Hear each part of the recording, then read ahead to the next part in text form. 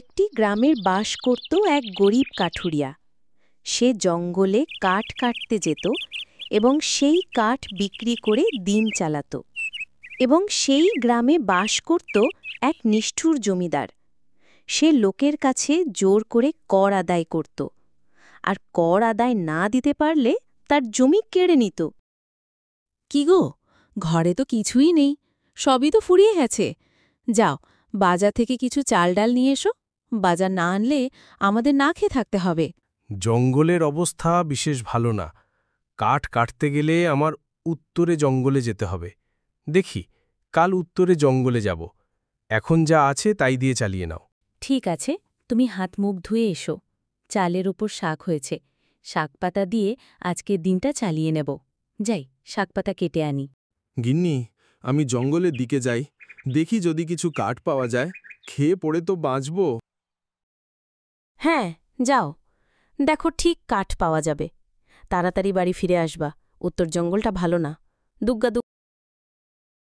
হরিমাধব জঙ্গলে চলে যায় কাঠ কাটতে এবং কিছু কাঠ জঙ্গলে বিক্রি করে আর কিছু কাঠ রেখে দেয় বাড়িতে এবং দোকান থেকে চাল ডাল কিনে আনে।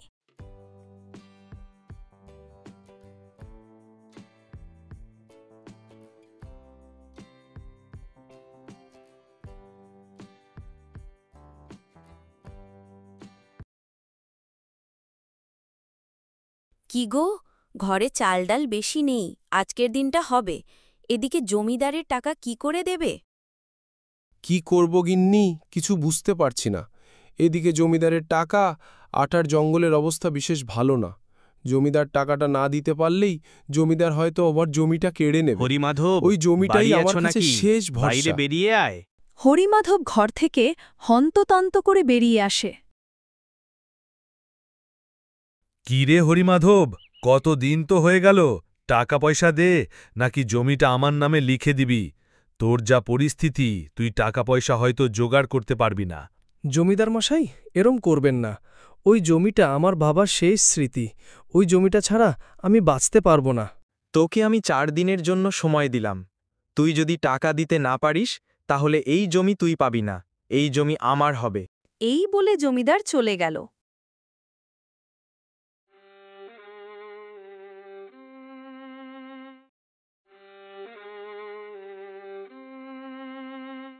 কি গো, জমিদার কি বলল?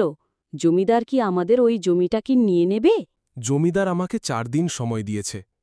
এই 4 দিনে যদি আমি টাকা ফেরত দিতে না পারি, তাহলে আমাদের এই জমি কেড়ে নেবে। দেখি, কাল জঙ্গলে যাব কাঠ কাটতে।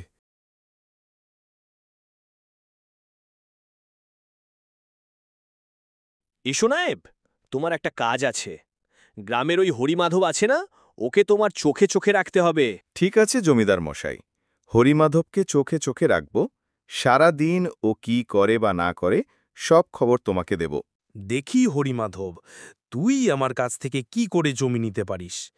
তোর জমি নিয়েছি এবং তোর ঘর নেব, তোর সব কেড়ে নেব আমি।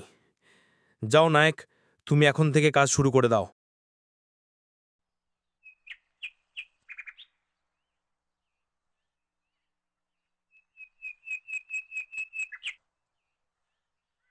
হরিমাধব আবার জঙ্গলে কাঠ কাটতে যায় এবং নায়েক হরিমাধব ওপর নজর রাখতে থাকে এবং তার কিছু করতে থাকে।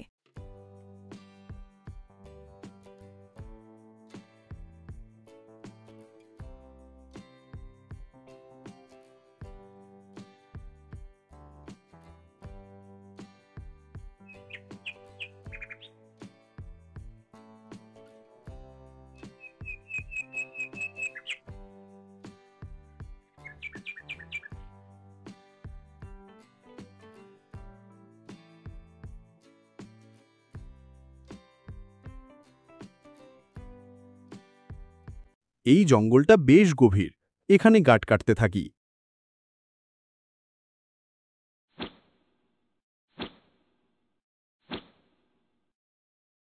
কে তুই? কে এখানে কাঠ কাটিস? কেউ এইদিকে কাঠ কাটতে আসে না।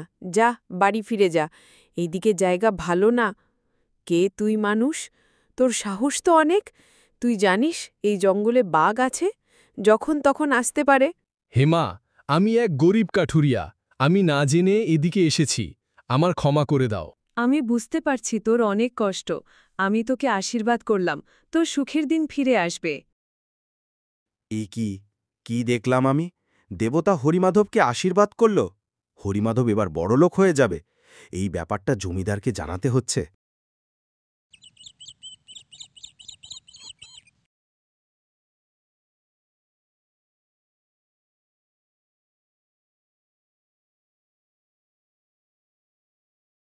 এসো নায়েক, এসো। কি খবর আনলে? বিশেষ কোনো খবর আছে না কি হরিমাধবের? সে কি টাকা জোগাড় করতে পেরেছে? জমিদার মশাই, ওইদিকে তো অনেক ঘটনা ঘটে গেছে। হরিমাধবকে আর কিচ্ছু করা যাবে না, সে দেবতার আশীর্বাদ পেয়েছে। এই ব্যাপার।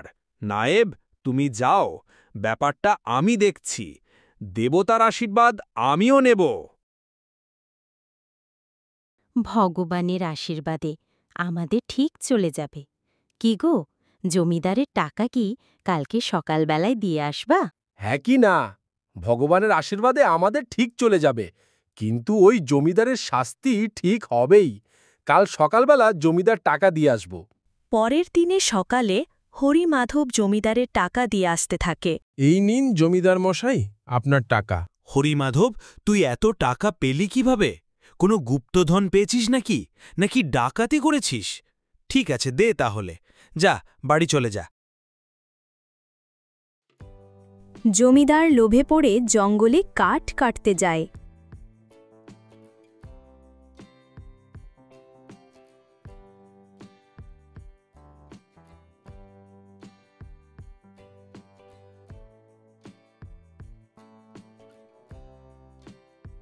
এই তো সেই জঙ্গল, এখানে আছে সেই দেবতা।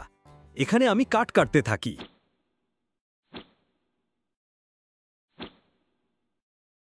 কে তুই? কি করতে এসেছিস এখানে? তুই সেই জমিদার? তুই গ্রামবাসীদের অত্যাচার করিস? তারা খুব কষ্টে আছে। জমি জায়গা তোর নামে লিখে নিস, তোর শাস্তি হবে। আমায় ক্ষমা করে দিন, আমি আর কাউকে অত্যাচার করব না। মা, আমাদের জমিদার মশাইকে ছেড়ে দিন। উনি উনার ভুল বুঝতে পেরেছেন। উনি আমাদেরকে অত্যাচার করবে না। ঠিক আছে হরিমাধব, আর তোর জন্য জমিদারকে ছেড়ে দিলাম, কারণ তুই সৎ মানুষ।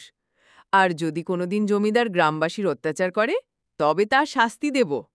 একদিন সকালবেলা জমিদার গ্রামবাসীকে একত্রিত করে।